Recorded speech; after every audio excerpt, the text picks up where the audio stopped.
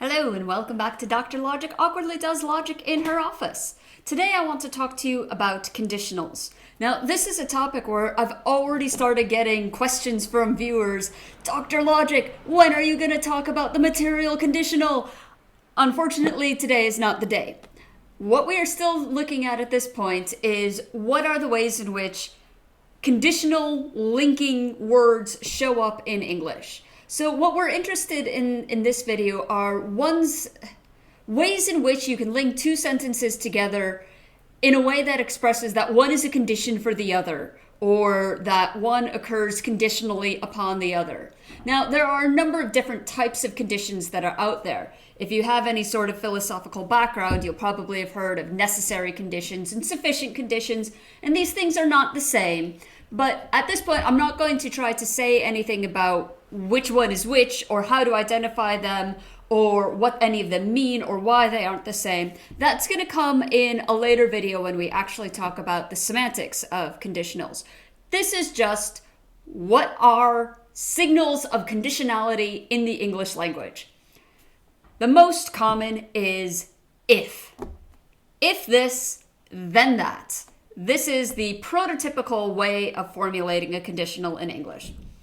But there's a number of other ways you can do it. You could say, instead of if this, then what, that, you could say that, if this.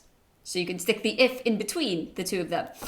You can also indicate a conditional connection between two sentences by saying this, only if, that. Now, the difference between if, only if, and also if and only if is again something that I'm just going to state right now that they are distinct, but I'm not going to say how. That will come up again in a future video. Other things that maybe are not immediately clearly signaling conditionals, but are kind of like words to watch out for, because they may be indicating a conditional. Sometimes they may not. Sometimes English uses words just because it feels like using words, not because they actually have any well-defined meaning. You'll find a lot of filler words in there. But other sorts of things to look out for, because they are often indicating that there's some conditional relationship between two different sentences, are things like in case, therefore, provided that, given that, or you might get explicit things like on condition that. So that's an easy way to see that some condition is being associated between the two sentences.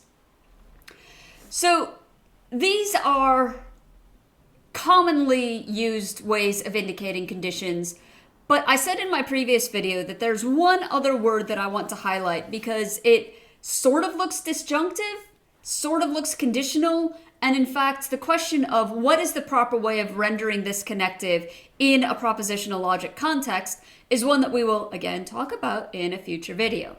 But that is the word unless.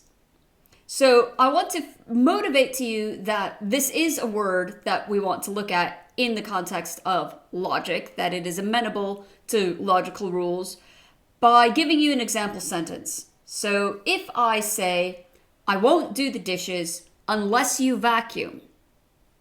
Think about that, and what is the unless saying? How is it relating the two component sentences together?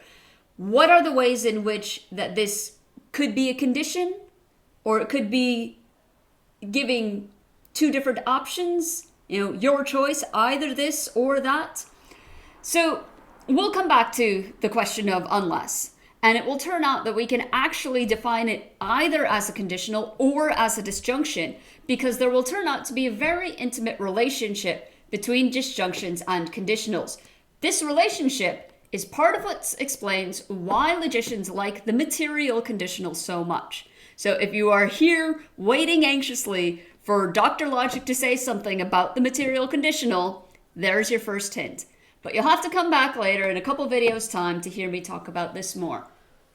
What I want to do next, after having introduced all of these kind of ways in which these logical words occur in ordinary English contexts, is talk about the historical developments. So we're going to go back to the Stoics. We're going to look at how they articulated what they saw as the shortcomings in the Aristotelian syllogistic. What was their alternative? What can you say in it? What can't you say in it?